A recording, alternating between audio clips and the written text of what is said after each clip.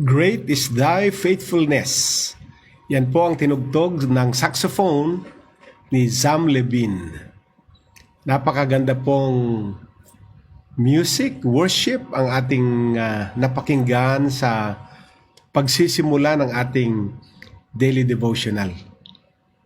Maraming salamat muli sa inyo pong patuloy na pagtangkilik at pagsubaybay sa ating araw-araw na mga online na mga gawain, kung hindi man po daily devotional sa Hope Hour at yung ating mga evening activities sa online. At ngayon po ay nandito tayo sa ating daily devotional, and today is Wednesday, the 23rd of September 2020. Isa na naman pong araw ng pagpapala ang ating matatanggap, sapagkat alam ko po na maraming mga inihanda ang Diyos, ang ating Ama, na magagandang bagay, at tatanggapin natin ang magagandang bagay na inihanda ng ating Diyos at ang ating Ama. Kung ito pong mga online activities ay nagiging pagpapala po sa inyo, pwede din pong maging pagpapala sa iba. Kaya akin pong propose na pwede po ninyong pindutin ang share button sa inyong panonood upang ang parehong biyayang tinatanggap ninyo ay pwede ding tanggapin ng inyong mga kaibigan, maari, ng inyong mga mahal sa buhay, upang sa gayon, mas marami pong makikinabang, mas maraming mapagpapala. Bago ko po simulan ang ating pong topic ngayon, mga minamahal, ay inaanyayahan ko po na samahan niyo ako sa panalangin. Let us pray. O our God in heaven, what a wonderful day again. Pakagandang araw, pakagandang oras na kami ay muling makakatanggap ng mga biyayang inihanda mo. Mga bagay na mabubuti, mga bagay na pakikinabangan namin. At kaya sa oras na ito, bukas uling aming mga puso upang ang salita mo ay makapangusap sa amin at tatanggapin namin ang lahat ng mga kapahayagan ng inyong salita. Pinapanalangin ko, Panginoon, ng biyaya, ng kagalingan ay patuloy na dumaloy sa sino mang may sakit karamdaman. In the name of Jesus, I rebuke and I cancel every sickness and disease and every infirmity in your body. In the name of Jesus, I declare healing right now in the name of Jesus. Ang sino mang nanghihina, ang iyong kalakasan ang maranasan. Ang sino mang may pangangailangan, ang inyong pong probisyon ay kanilang maranasan, Panginoon. Maraming salamat sa umagang ito. At bukas na po ang aming mga puso tatanggap ng mga espiritual na biyaya. Sa pangalan mo, Jesus. Amen and amen. Ang ating pong topic ngayong araw na ito ay the knowledge you need. The knowledge you need. At babasahin natin ang key passage related sa ating topic, ang 1 Corinthians chapter 2 verses 11 to 16, at basahin natin sa NIV. Verse 11, for who knows a person's thoughts except their own spirit within them? In the same way, no one knows the thoughts of God except the Spirit of God. What we have received is not the spirit of the world, but the Spirit who is from God, so that we may understand what God has freely given us.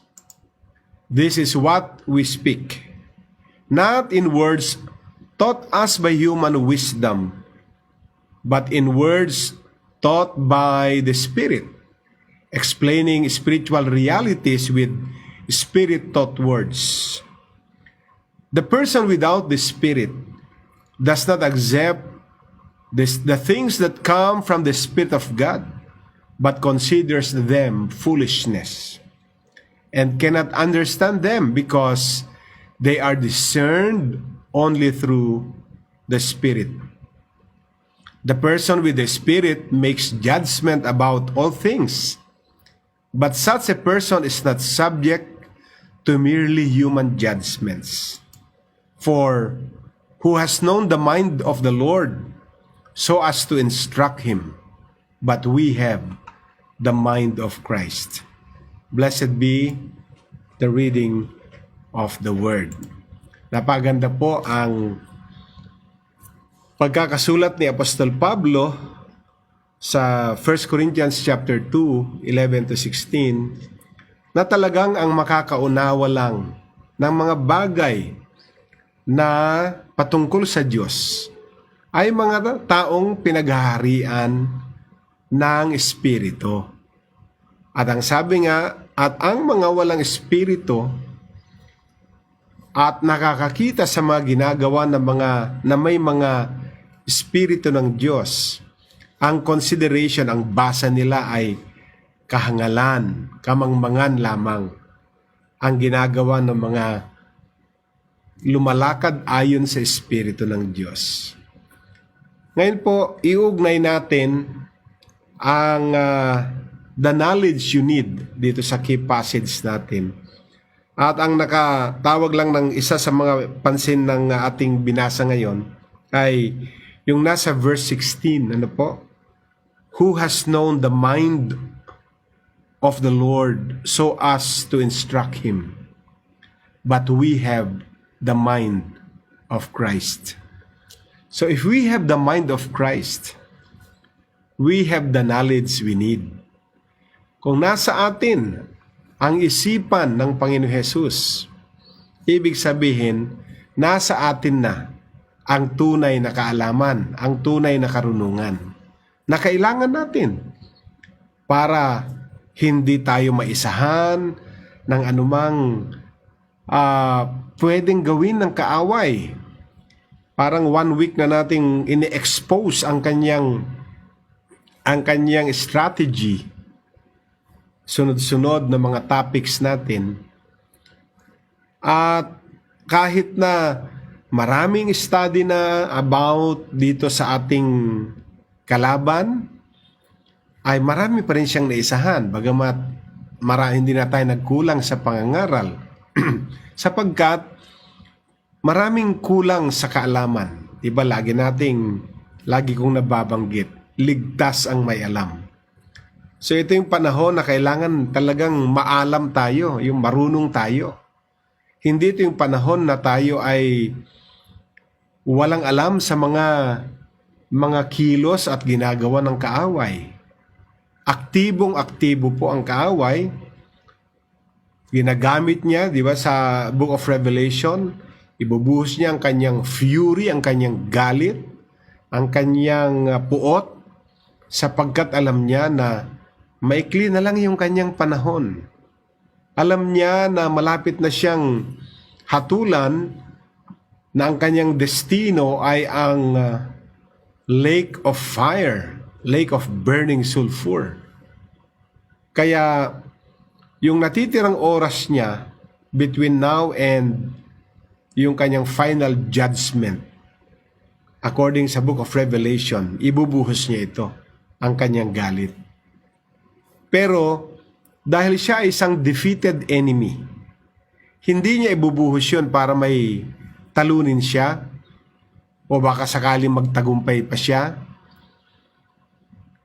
Pero tayo na mga may alam na natin yung truth na yon, na anuman ang gawin ng kaaway, wala na siyang pagtatagumpay na matatamo.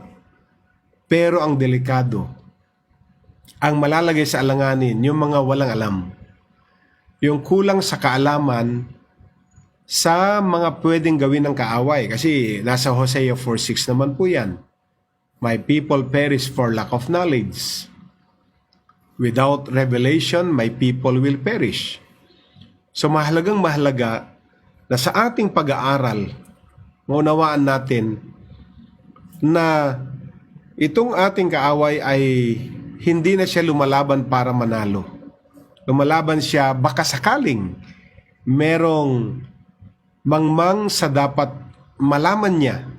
At yun yung mga naisahan. Pero sa binasa natin kanina, ang pinaghaharian ng Diyos ay binigyan ng Espiritu ng Diyos at naunawaan niyang lahat ng bagay.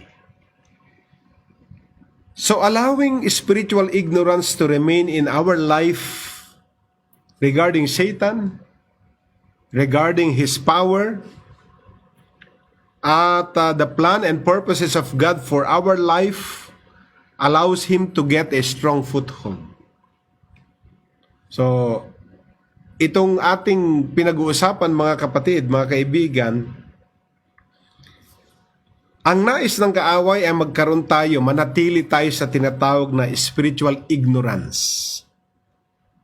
Kung ano ang kalaban natin, ano ang kapangyarihan na meron siya, hanggang saan ang kapangyarihan na meron lang siya, ano ang kanyang mga plano, ano ang kanyang mga layunin upang sirain ang mga anak ng Diyos katulad natin at makapagpundar ng tinatawag na stronghold sa buhay ng mga taong nagamit niya.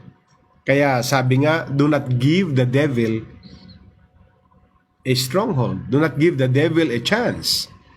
Do not give the devil an opportunity. Sapagkat bigyan mo lang siya ng maliit na espasyo, ikakapitalize niya yon, gagamitin niya yon until hindi natin namamalayan, lumaki na yung kanyang nasakop. Hindi natin namamalayan, control na niya yung buong katawan. So it gives Satan an opportunity to operate and attack us. Kapag meron tayong spiritual ignorance, at yung spiritual ignorance ay naging daan upang magkaroon siya ng stronghold sa buhay ng isang tao, ay binibigyan siya ng opportunity para mag-operate sa buhay ng tao na yon, at yung atake ay hindi na namamalayan, natalo na. So our counter-attack must be to put on the mind of Christ. Yan po ang counter-attack ng spiritual ignorance na nagiging puhunan para makapag-create siya ng strongholds, to operate and to attack. Pero ang ating counter-attack ay kailangan we have the mind of Christ. Sabi po sa verse 16. And aside from 1 Corinthians chapter 2 verse 16 that we have the mind of Christ, nais ko pong basahin natin ang isa pang verse na isinulat ni Apostle Paul sa Philippians chapter 2 verse 5. Ang sabi po doon sa chapter 2 verse 5, in your relationship with one another, have the same mindset as Christ Jesus. Sa inyong relasyon sa isa't isa, dapat meron kayong kaisipan katulad ng kaisipan ng ating Panginoong Hesus. So, very clear po ang tinuturo sa atin. Then, sa ibang reading, the Amplified Bible, gusto kong basahin natin yung bahagi ng 1 Corinthians chapter 2, pero magsisimula tayo sa verse 14. So parang 3 verses ang ating babasahin sa Amplified version of the Bible, no? Bago natin ipagpatuloy ang discussion. Sabi po sa verse 14 sa Amplified version, but the natural, the unbelieving man does not accept the things, the teachings and revelations of the Spirit of God, for they are foolishness, absurd, and illogical to him, and he is incapable of understanding them. because they are spiritually discerned and appreciated. And he is unqualified to judge spiritual matters. But the spiritual man, tayo yon, the spiritually mature Christian, judges all things, questions, examines, and applies what the Holy Spirit reveals. Yet, is himself judged by no one. The unbeliever cannot judge and understand the believer's spiritual nature. For who has known the mind and purposes of the Lord, so as to instruct him? But we have the mind of Christ. Ano yung mind of Christ? To be guided by His thoughts and purposes. We are guided by His thoughts and purposes. Yan po ang sinasabi ng Amplified Version ng 1 Corinthians chapter 2, verses 14 to 16. So we must fill our minds with the knowledge of the Lord. Paano natin mapupuno ang ating mga isipan ng knowledge of the Lord? So again, babalik na naman tayo sa salita ng Diyos. Aalamin na naman natin ang katotohanan. Kasi yun lamang ang magiging sandata natin. Yun lamang ang magiging paraan para ma-counter-attack natin. Kung babatuhan tayo ng kaaway ng kasinungalingan, alam natin ang katotohanan. Kung meron siyang anumang atake, alam na natin ang salita ng Diyos. So, kailangan punuin natin ang ating mga isipan ng kaalaman patungkol sa ating Panginoon. Ang tanong siguro, gaano mo ba kakilala ang Panginoon? Gaano kalalim ang pagkakilala mo sa Panginoon? Hanggang ngayon ba nakilala mo siya bilang Savior pa lamang? Bagamat, yes, He is our Savior. Pero kung yun lang ang revelation ng pagkakilala natin sa Panginoon, napakarami pa pong mga attributes ang Diyos na dapat nating malaman. Napakarami pang pangako na dapat nating i-claim. So, kaya natatalo maliban dun sa ang power ng kaaway ay base lang sa inaalaw natin na power niya. Minsan, ang pagkakatalo ng isang mananampalataya sapagkat limitado lang din ang kanyang kaalaman patungkol sa Panginoon. Kaya, we must fill our minds with the knowledge of the Lord. Ano pa? We must know Christ intimately so that His thoughts and purposes become our thoughts and purposes. Kinakailangan makabuo talaga tayo, yung bumalik tayo. Ito yung pagtuunan natin ng pansin, ng atensyon, ng concern, ng focus, ang makadevelop tayo ng intimacy sa Diyos. Kasi pag intimate tayo sa Diyos, sa ating Panginoon Jesus, malalaman natin ang kanyang kaisipan, ang kanyang mga layunin, at ang kanyang kaisipan at ang kanyang mga layunin ay nagiging kaisipan at nagiging mga layunin natin, di po ba, mga kapatid? Hindi po pwede na nakilala mo siya kung kailan mo man nakilala ang Panginoon at nagtapos na doon. At sabihin natin, ligtas na ako eh. So, kung ano pa man yung paraan ng paglalim, hindi na mahalaga dahil at least ligtas na ako. Pero alam niyo ho, marami pang dapat malaman patungkol sa Diyos. Marami pang dapat malaman patungkol sa kanyang pagliligtas. Kaya pag kulang tayo ng lalim, yung ating pagiging mababaw sa pagkilala sa Diyos, yun ang ginagamit niyang paraan upang lituhin ang mga mababaw sa kanilang pananampalataya, yung hindi nagiging intimate sa Diyos. Kaya itong mga panahong ito ay gawin nating panahon na tayo ay maging intimate sa Diyos, mga minamahal. Ang daming panahon natin ngayon na magbasa ng salita ng Diyos, makinig sa ganitong mga aral. Kung paulit-ulit, okay lang po yan. Makikinig sa mga online na spiritual activities. Meron tayong Biblia na pwede nating aralin, basahin. Bumalik tayo sa panalangin, sa mga basic ng pag-aayuno at pananalangin. At kakausapin tayo ng Diyos. Di po ba tuwing ang isang kaibigan o isang tao na lagi mong nakakausap, lagi mong nakakakwentuhan, nakikilala mo siya. At habang nakikilala mo siya ng mas malalim, mas malawak, nagkakaroon kayo ng mas closer na relationship. And all truth is parallel. Ganun din po yun. Na habang hindi tayo umaalis sa kanyang salita, tayo ay kumakain ng mga spiritual na pagkain sa mga activities na katulad nito, nakikilala natin ang Diyos.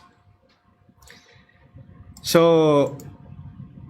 ano po ang una? There is no excuse for spiritual ignorance. No excuse for spiritual ignorance. Di po ba may kasabihan? Ignorance of the law excuses no one. Hindi po pwedeng hindi ko kasi alam kaya naisahan ako. Hindi po pwedeng gamiting rason yung hindi mo alam kaya hindi ka intimate. Because there is no excuse for spiritual ignorance. Dahil nga po, ang daming paraan na pwede nating makilala ang Diyos na pinaglilingkuran natin at magkaroon tayo ng lawak ng pag-unawa sa mga plano, mga layunin ng Diyos sa buhay natin. Hindi po pwede na ang rason natin kapag naisahan na tayo ay hindi ko kasi alam eh. Hindi kasi ako nag-iingat eh. Hindi kasi ako nagbantay. Hindi kasi ako aral. Hindi ko kasi masyadong nabasa yung Biblia. Hindi naman gusto ni Lord sa atin yun. Tayo ang pumili nun. Hindi kasi natin inalam. Hindi tayo nagpalakas. Hindi natin siya kinilala ng husto. Kaya hindi pwedeng maging excuse natin pag naisahan, pag inatake na tayo ng kaaway, ay dahil kulang tayo ng kaalaman, kulang tayo ng lalim sa pagkilala sa Kanya. Ano pa po?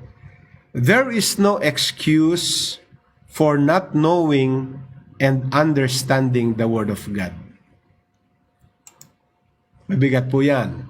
Hindi pwedeng gawing dahilan na hindi natin nalaman, naintindihan ang salita ng Diyos. Sapagkat meron tayong mga Biblia, may mga Bibles tayo. Meron tayong mga hard copy, meron tayong mga soft copy ng mga Bible. Pwede nating basahin bilang Biblia na nasa libro, bilang Biblia na nasa ating mga cellphone. Marami pong paraan. Maraming paraan na makilala natin ang Diyos sa pagbabasa. Alam niyo ho, itong ating pagtuturo sa online o sa mga ilang mga activities na natin, kung napapansin ninyo, binabalik lang po namin kayo. Binabalik ko po kayo sa mga basic na mga katuruan, basic na mga pamamaraan. Pero ito yung mga basic na malimit, sa sobrang basic ay napapabayaan natin, nakakaligtaan natin. Kung ano yung mahalaga, hindi natin nabibigyan ng pansin. At yung hindi mahalaga, dun tayo naglalagay ng effort ng husto. Kaya there is no excuse for not knowing and not understanding the Word of God.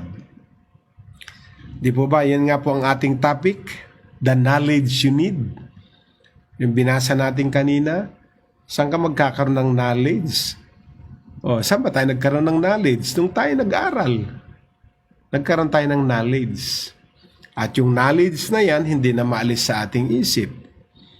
Magbago man ang mga takbo ng buhay at pamamaraan ng buhay, nasa atin na yung basic foundation ng mga natutunan natin. Di po ba?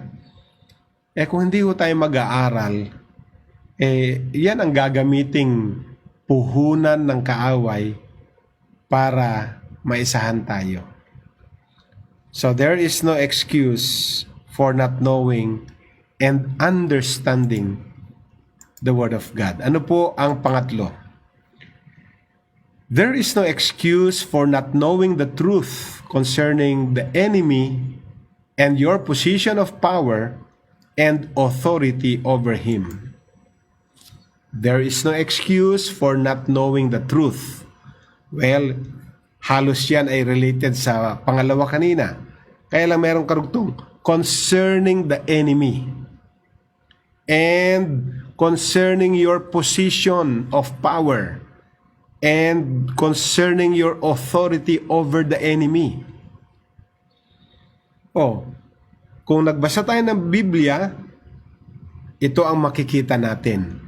Ito ang mga matututunan natin patungkol sa truth, patungkol sa ano ang kakayanan ng kaaway natin, patungkol sa ano ang posisyon natin ng kapangyarihan, patungkol sa ang ating authority laban sa ating kaaway. So pag na-expose lahat yan sa pag-aaral natin ng Biblia, mas nagiging firm tayo, mas nagiging matatag tayo. Kasi alam na natin na kahit ano pang atake ang gawin niya, expose na sa mga inaral natin na tayo ay may position of power, may position of authority, and we are fighting a defeated enemy, a defeated foe. Di ba?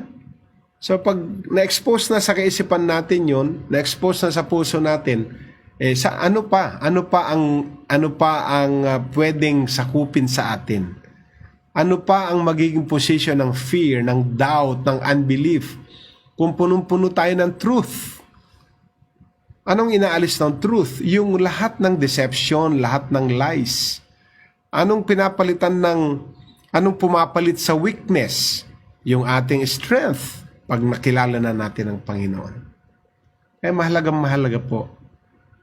Meron tayong position of power and position of authority over our enemy, mga minamahal.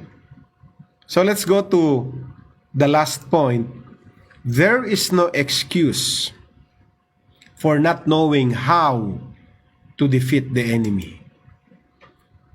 Kasi yung how to defeat the enemy, mababasa rin natin sa salita ng Diyos. Alamin natin. Kung lagi na lang tayong may attacking na experience, kailangan buksan mo na ang Biblia at alamin mo, paano ko ba mapagtatagumpayan ang kaaway? Minsan Kristiyano na mismo ang may mga ganitong mga pananaw na sinasabi na ko, umaga na naman, ano na naman kaya gagawin ng demonyo sa buhay ko? Bakit kaagad demonyo ang may gagawin sa buhay mo? Diba? Ano naman kaya, sunod na naman ng demonyo sa aking mga gagawin ngayong maghapon? Walang basihan sa Bible Ang alam kong basihan sa Bible, hindi ang demonyo ang sunod sa iyo. Ang nakalagay sa Psalm 23 verse 6, surely goodness and mercy shall follow me all the days of my life, and I will dwell in the house of the Lord forever. So, ang bubuntot-buntot sa iyo ay goodness and mercy shall follow you all the days of your life. So dapat nga, pag nagising na tayo, ang sasabihin ng kaaway, naku, nagising na itong Kristiyanong ito. Ito pa naman yung Kristiyanong alam niya ang kanyang katayuan. Ito pa naman yung Kristiyanong alam niya ang kanyang posisyon. Oo, dapat ganun eh. Hindi yung tayo ang unang natatakot agad. Ano namang kaya gagawin? Ano namang kayang mga mangyayari ngayon? Ano namang kayang mga plano sa akin ngayon ng kaaway? Hindi yung kaaway ang magpaplano sa iyo. Ang Diyos ang may plano sa iyo. I have plans for you, declares the Lord. Plans to prosper you and not to harm you. Plans to give you hope and a future. Ang Diyos ang may plano sa iyo. Hindi ang demonyo ang may plano sa iyo. Kaya huwag ka matakot sa bawat araw na ikaw ay magsisimula ng magtrabaho, magsisimula ng mag-business, magsisimula na sa iyong mga gawain. Ang Diyos ang may plano sa iyo. So we have that mind of Christ. Alam niyo, pag yun ang naka-built-in na mindset sa atin, maganda ang takbo ng buhay. Pero minsan hindi yun ang mindset natin. Na para bang pagising mo, halos ayaw mo nang gumising nga dahil parang nakaabang na naman agad ang kaaway para isahan ka. Hindi yun ang istorya ng Biblia, mga minamahal. Read your Bible. God has equipped us with the all-powerful Word of God, which gives us what? Detailed instructions on how to fight and how to win. Yan po ang salita ng Diyos, ang ginagamit ng Diyos para i-equip tayo. Ang salita ng Diyos na naglagay ng detalye ng mga ipinagagawa ng Diyos sa atin kung paano tayo lalaban at paano tayo mananalo sa laban. Hindi lang basta lalaban, tinuruan din tayong manalo. Hindi lang basta tinuruan tayong lumaban, kasi pwede naman turuan kang lumaban pero talo ka sa huli. Ang tinuturo sa atin ng Biblia, tinuruan kang lumaban at tinuruan kang manalo. Yan ang position natin. Yan ang detalyadong tinuturo ng Biblia na ginagamit ng Diyos para i-equip tayo, i-prepare tayo, i-train tayo sa ating pakikipaglaban at sa ating pagwawagi. God is not sending you into battle empty-handed. Hindi ka niya ipapadala sa labanan na wala kang dala. He has given you all the knowledge you need. Kaya nga po yan ang topic natin. He has given you all the knowledge you need to win the war. Use it. Binigyan ka ng knowledge. The knowledge that you need. The knowledge that I need. The knowledge that we need to win the war. So we must use it. Itong knowledge na ito. Hallelujah. Amen. Huwag na tayong paiisa. Akala niya wala tayong alam. Pero alam ko na after this exhortation sa ating lahat, ay babalik na tayo sa salita ng Diyos. Aalamin natin ang kanyang plano, layunin, estratehiya, paano tayo lumaban at paano tayo manalo. Binigyan tayo ng kaalaman na kailangan natin sa pakikibaka at gagamitin natin yan. Bago po ako magtapos, mga minamahal, again, ito pong ating declaration. Sabihin natin, God is not sending you, me, personalize mo, into battle empty-handed. He has given me all the knowledge I need to win the war. Amen. One more time. God is not sending me into battle empty-handed. He has given me all the knowledge I need to win the war. Amen and amen. Purihin ang ating Diyos na buhay. Hallelujah. Kaya lalaban man tayo, hindi tayo lalaban para matalo, hindi tayo lalaban para tumabla lamang, lalaban tayo para manalo. Because we are fighting a defeated foe, a defeated enemy. Purihin ang Diyos. Maraming salamat mga minamahal. At ngayon ay araw ng Miyerkules. Hope hour tayo mamayang 1:30. Maganda uli ang topic natin. Kasing ganda ng mga nakaraang natin mga topics. At mamayang gabi itutuloy naman ng Zero Gravity ang kanilang Hebrews podcast. 7:00 ng gabi. Papaalam na po, kita-kita tayo mamaya at pagpalain tayong lahat ng Diyos na buhay. Sa araw-araw, huwag tayong makakalimot tumawag sa Kanya, huwag tayong makakalimot manalangin, huwag tayong makakalimot na umasa sa Kanyang kakayanan habang patuloy natin siyang kinikilala. God bless us all. Shalom!